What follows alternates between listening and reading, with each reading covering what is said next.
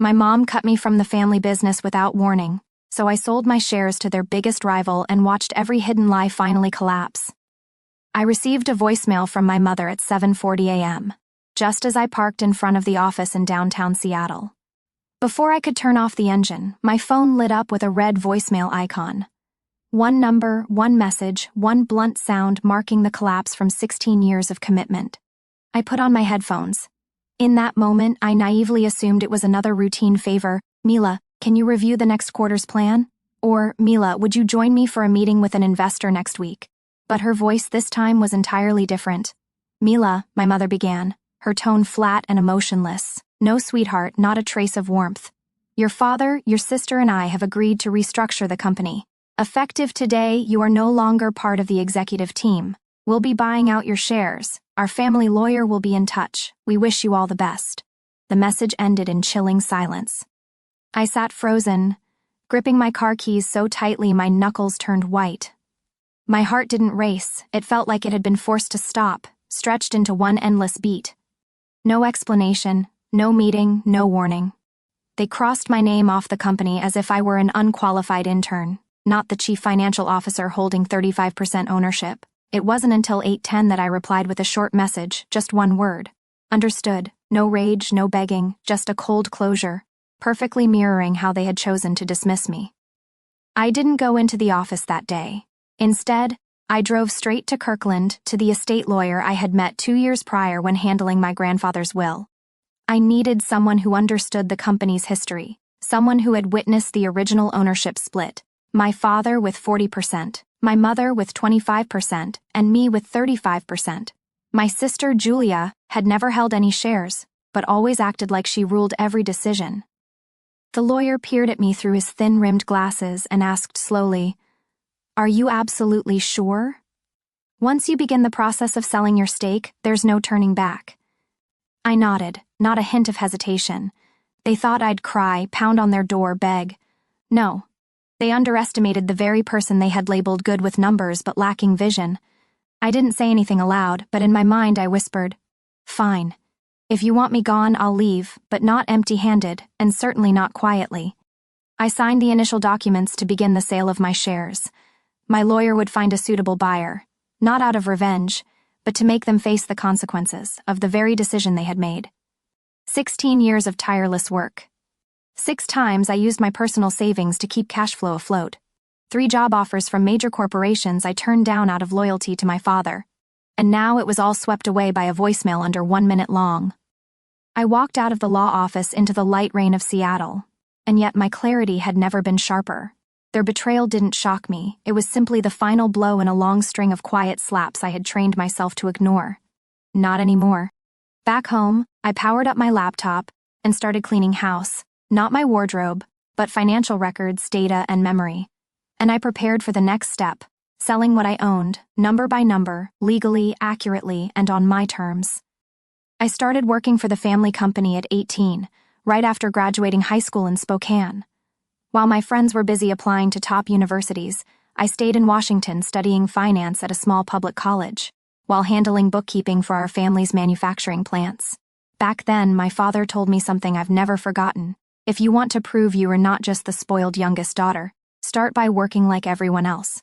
I worked unpaid for the first 2 years. By year 3, I received a modest stipend, just enough to cover rent and tuition. But I never complained. I believed what I was building was a solid future in a legacy my grandfather, the company's founder, had built from the ground up. My father stepped down from operations when I turned 23. My mother, Janice, took over as CEO, and Julia, my sister, 6 years older, who studied communications in California and never worked a full week in any plant, was suddenly made head of public affairs. When I asked why, my mother said, "Julia has the face for it. You're great with numbers, so the accounting office is where you belong." I nodded even as those words sliced something deep inside me. When the main plant in Bellingham experienced a production line failure that led to a massive return of orders, I was the one who stayed up until 3 a.m., rechecking the entire payment system. I uncovered nearly $320,000 in losses due to pricing errors. I presented my findings and proposed a cash flow restructuring. Result, the company recovered from its debt backlog within 3 months.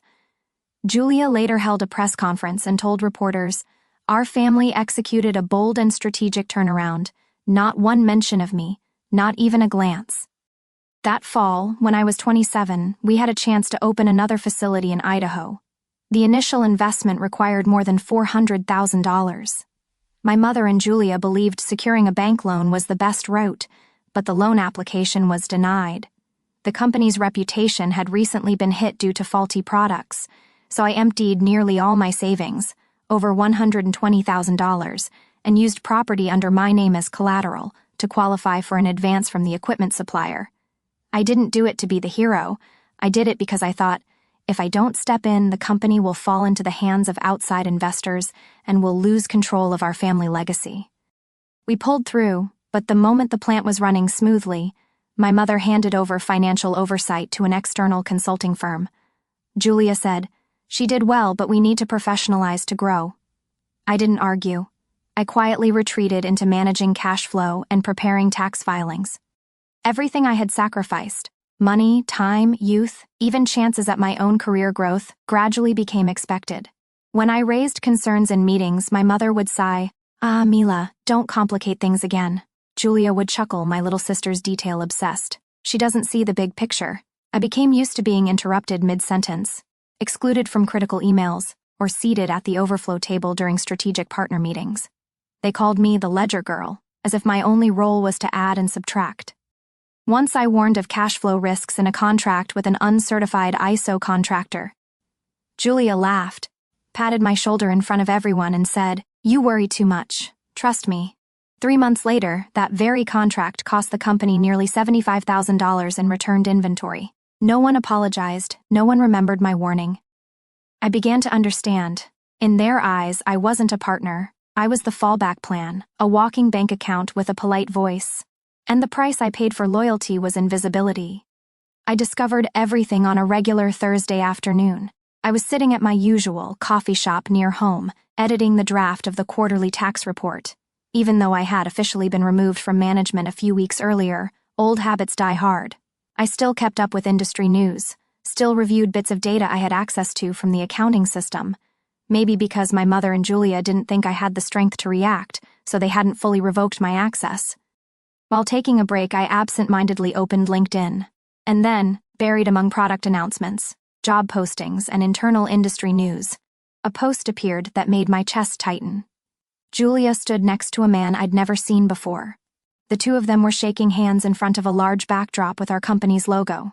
The caption was short but cutting, welcoming Mr. Donovan Price to the Rawlings manufacturing family, a new chapter for clean manufacturing in the Pacific Northwest. Donovan Price, a CEO known for leading a private equity firm infamous for gutting and flipping struggling family-owned companies. I read that caption over and over. Not a single mention of me, not one word acknowledging that this company once had a shareholder named Mila Rawlings holding 35%, part of my grandfather's legacy. It felt like reading my own obituary, not because I missed the power, but because the truth was now clear. They had planned to push me out long ago, they just needed me to stay quiet. And I had done exactly that, until they believed they could erase me completely from the story. I called my mother right after. "Oh, that," she said, her tone dismissive, like I had just asked if she went grocery shopping. "We meant to tell you, but everything happened so fast." "This is a major strategic partner," I said, trying to keep my voice steady. "It directly affects ownership structure and the value of my shares. Why wasn't there a meeting? Not even an email, a phone call?" She paused for a few seconds, then delivered her response, light as air, heavy as stone. "You're not there every day anymore. We didn't think you'd fully understand the complexities of this deal." I gave a dry laugh. "You mean I'm not qualified?" "I mean, you stepped back, Mila.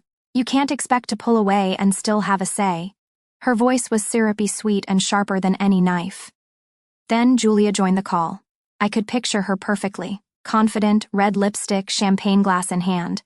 "We only signed with Donovan to take the company to the next level," Julia said. "Nobody intentionally excluded you. But honestly, Mila, you're good at the small stuff. Accounting, systems, paperwork, the little things. This is a global strategy. You'll see everything turns out fine. Don't blow this out of proportion." I ended the call, not out of anger but because I knew one more word and I wouldn't be able to hold it together. I didn't want them to see me crack. I wanted them to see silence. And this would be the kind of silence that wasn't passive, but calculated. That night, I dug out every financial document from the past 6 years. Every time I transferred personal money into the company's accounts to cover payroll during a slow season, the zero-interest loans, the emergency contracts signed because I was the only one willing to guarantee them. I never kept those to claim credit. But now, every word, every number, every receipt had become undeniable proof of one thing. I was never on the outside. I had never been just extra, and if they chose to operate behind my back, then I would respond with the very thing they overlooked: data, precise and irrefutable. There were no tears, no angry phone calls, and definitely no pleading. I knew that any emotional response would only serve the tired narrative my mother and Julia always leaned on. Mila is too emotional. She's not built for high-level decisions. Instead, I opened my laptop and retrieved a file I'd been subconsciously compiling for years. Something I now realized was priceless. A complete archive of the financial work I had done for the company.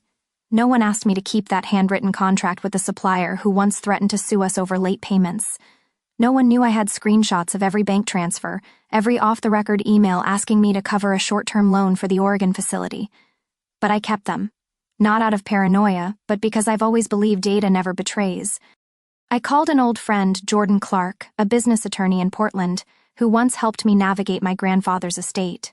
He wasn't the type for comforting words, but when I finished explaining, he said only one sentence: "Mila, they messed with the wrong person." We got to work immediately. Jordan emphasized, if they wanted to buy you out, they'd have to follow the proper process. And if they signed with a third party without your consent as the second largest shareholder, they were in violation of multiple operating rules.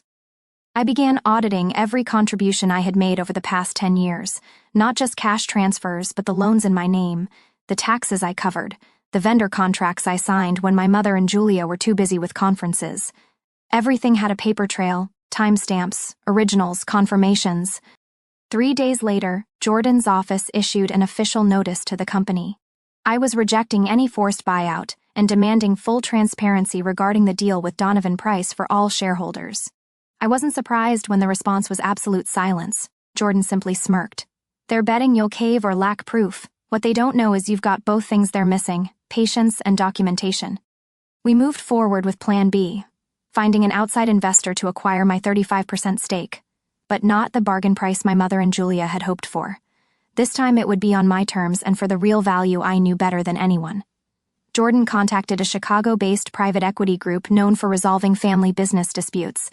They didn't care about bloodlines, only the balance sheet and potential return. I prepared a comprehensive file, my financial contributions, proof of my role during past crises, a legal risk summary showing what would happen if the other shareholders continued to violate the company charter, and a full account of the systemic exclusion I had endured for over a decade. When the investors finished reading, they asked just one question: "Are you ready to sign the sale agreement as soon as it's legally permitted?" I nodded. Then, on a Wednesday morning, as I was making coffee in my small apartment overlooking Lake Union, Jordan called. "They've agreed," he said. "The investors will buy 35% of your shares. The full payment will be wired into escrow within 72 hours of signing." I set the cup down. I didn't feel relief exactly, but a strange sense of calm. I hadn't chosen the fight they expected. I chose the game I controlled. 3 weeks after we submitted the initial legal request, Jordan and I sat in a private conference room on the 19th floor of a downtown Seattle high-rise. Across the table were 3 representatives from Sable Horizon Partners, a well-known fund that specializes in stepping into fractured family businesses, especially when personal emotion clouds business judgment. They didn't ask why I wanted out. They cared about 2 things: numbers and legal risk. I had both in hand. I opened the binder and walked them through every investment I made in the company. Every time I played financial backstop, every critical decision I helped steer, even though my only official title was the younger sister who's good with numbers. By page 16, one of the 3, Miss Howard, a senior advisor, looked up at me. "How long have you been doing this?" "Since I was 18, I said. Started in the records room, moved into finance 2 years later." She nodded slowly, sharp eyes but not unkind. "And how much of that work was formally compensated in salary or dividends?" I gave a small smile. "Very little. But I kept receipts, every transaction, documentation, signatures, and emails. She said nothing more. The three exchanged glances. Less than 24 hours later, Jordan received the approval email. Sable Horizon would acquire my 35% for nearly double what my mother and Julia had quietly tried to negotiate through their lawyer. A video call was held the next day to finalize terms. I remember how I looked. Hair tied back, white button-up, seated at my small desk, a stark contrast to Julia's glamorous PR spreads. But I was the one with signing authority that day, and I used it. The following Monday morning, I walked into Jordan's law office. The Seattle wind was crisp, the sky overcast, but my mind had never been clearer. In the conference room, the documents were neatly arranged. Each page bore the seals of both parties: seller, Mila Rawlings; buyer, Sable Horizon Partners. I picked up the pen and signed page by page, not too fast, not too slow. I read every clause, benefits, obligations, and the terms of the stake transfer, which would be disclosed to the company within 48 hours. No background music, no champagne, just the steady scratch of pen on paper and the drumbeat of my own heart. Rapid but resolute. And I signed the final page. Jordan murmured, "That's it." I looked at him and nodded. "From now on," he said, "they can't call you an outsider anymore. Not because you belong, but because you just walked away with all the power they never thought you'd use." 48 hours after I signed the equity transfer to Sable Horizon, their managing director, Miss Howard, sent an official notice to Rawlings Manufacturing's leadership board. In the letter, she declared that the fund was now a strategic stakeholder with 35% ownership and would be initiating a 2-week comprehensive audit effective immediately. I heard nothing the first day, but by the second morning, my phone wouldn't stop ringing. 12 missed calls from my mother, 6 from the main office, and 7 from Julia. All within under an hour. I didn't pick up. I didn't reply. I sat in my small apartment, played soft music, and continued my new freelance financial consulting work. I had a life of my own now, no longer shackled to phony family dinners or board meetings where I was only there to take notes.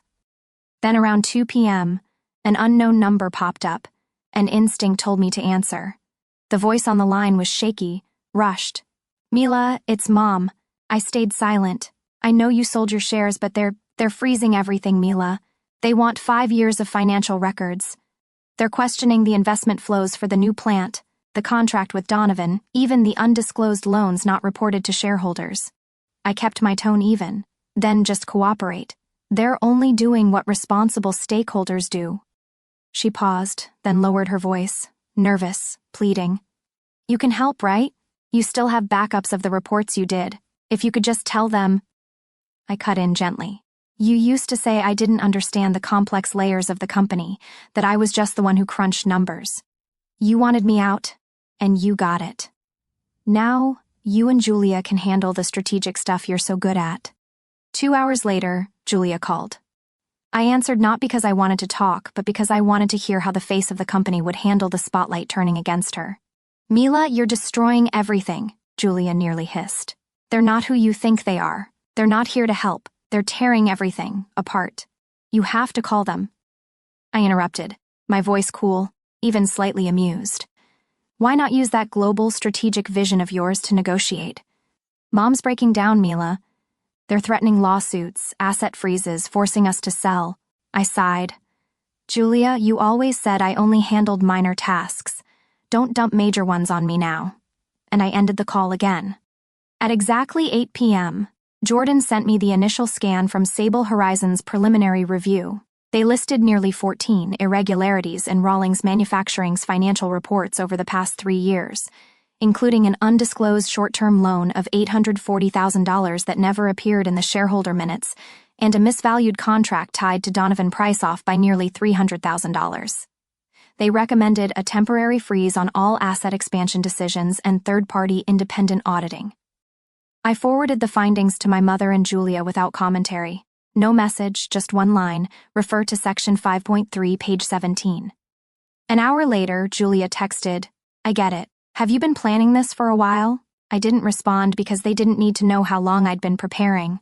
They only needed to understand that my silence was never surrender. It was the calm before the trigger pulled. By week 3 of the audit, it wasn't a crack anymore. It was a full-blown structural collapse. Sable Horizon's draft spanned 47 pages with multiple sections flagged in deep red, signaling serious violation. According to the report, over the last 4 years, Rawlings Manufacturing had quietly amassed over $2.3 million in debt, primarily from misused funds, shady contracts, and unreported short-term loans. One of the findings stunned me. Part of that debt had once been quietly covered by my own savings, labeled as internal advances, never properly documented. I didn't regret helping. I regretted believing they'd ever acknowledge it. And now there was no one left for them to lean on. Sable Horizon issued an urgent memo to the board: suspend all expansion investments, freeze all internal credit funds, and submit financial records to the legal authority handling corporate fraud.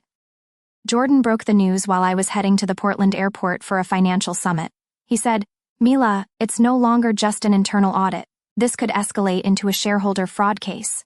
I wasn't surprised. I just asked, "What about Donovan Price?" Jordan exhaled. "Looks like they promised Donovan terms well beyond their legal authority, projected profits, transferable shares. If proven false, he could sue for bad faith and breach of trust. In short, everything they once whispered, built on overconfidence and backroom deals, was unraveling." Later, I received an email from a former employee, someone I mentored as an intern. Just one sentence: "You were the pillar that kept this company upright." Now they know who the foundation really was. My mother, Janice, finally called again. It was past midnight. I didn't pick up. Her voicemail was longer than usual, no longer sharp or firm. Her voice cracked, drained.